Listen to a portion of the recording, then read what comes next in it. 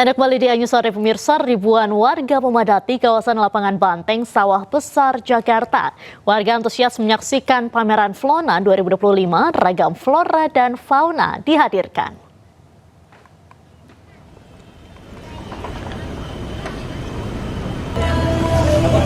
Pengunjung dapat menyaksikan berbagai ragam tanaman dan hewan yang dipamerkan. Di pameran Flona tahun ini terdapat 128 tenan tanaman dan 10 tenan hewan. Selain itu, tenan kuliner serta instansi pemerintah juga meramaikan event ini. Pameran ini diinisiasi oleh pemerintah Provinsi DKI Jakarta sejak tahun 1971, dibuka secara gratis dan berlangsung hingga 8 September 2025. Jika pengunjung tertarik memiliki tanaman atau hewan yang dipamerkan, pengunjung bisa langsung membelinya.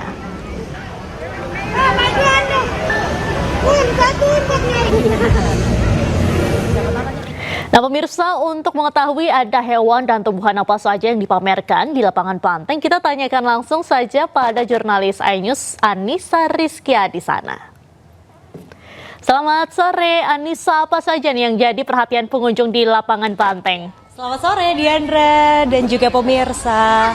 Nah, kini nih saya akan mengajak Anda untuk mengunjungi salah satu booth yang ada di pameran Flora Fauna 2025. Kalau tadi saya sudah berjalan-jalan ke booth hewan begitu ya, ada binatang lucu-lucu mulai dari kucing, kemudian ada burung hantu, ada ular, dan juga ada banyak sekali hewan peliharaan. Kita juga bisa feeding di sana, memberi makan.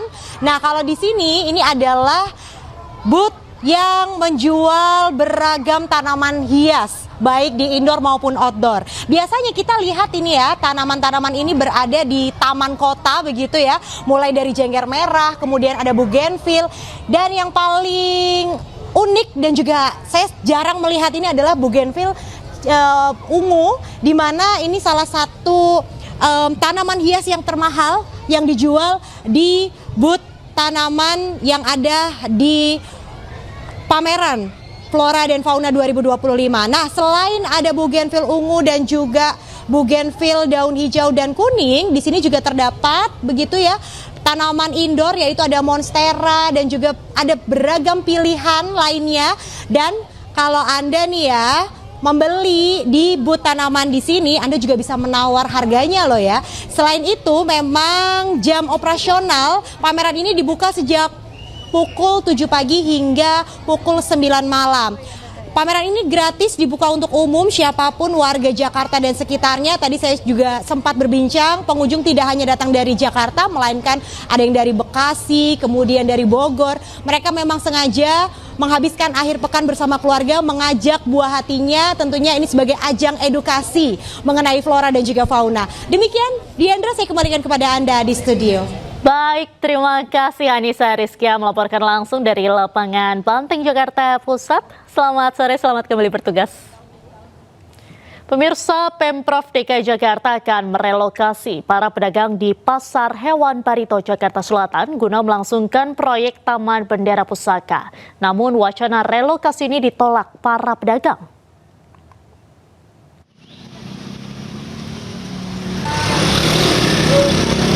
Para pedagang di Pasar Hewan Barito, Jakarta Selatan menolak rencana relokasi yang akan dilakukan oleh Pemprov Jakarta. Hingga sore ini, aktivitas jual beli di Pasar Barito juga masih berjalan seperti biasa. Namun spanduk-spanduk bertuliskan penolakan relokasi kompak dipasang pedagang di sejumlah kios. Pemprov Jakarta berencana melakukan relokasi Pasar Hewan Barito untuk melangsungkan pembangunan Taman Bendera Pusaka. Taman Bendera Pusaka ini nantinya akan menggabungkan 3 taman di Jakarta Selatan, yakni Taman Ayodhya, Taman Leser, dan Taman Langsat.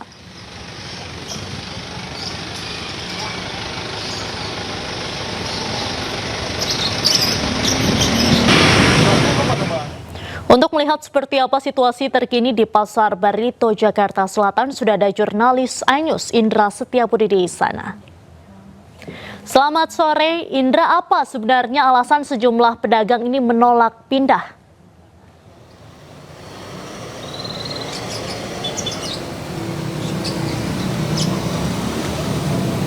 Baik, selamat sore Diandra dan juga pemirsa. Dapat kami informasikan saat ini saya sedang berada di kawasan Pasar Burung ataupun pasar hewan yang berada di Barito, di Kebayoran Baru, Jakarta Selatan. Yang mana benar sekali Diandra dan juga pemirsa, para pedagang kurang lebih 130 sekian kios yang berada di area di Pasar Burung ini enggan untuk berpindah. Lantaran memang perlu diketahui nantinya lokasi ini akan direncanakan oleh pemerintah Jakarta, akan direlokasi guna untuk membangun proyek ini Taman Bendera Pusaka yang nanti akan menggabungkan Taman Ayodhya dan Taman Langsat dan Taman Leuser.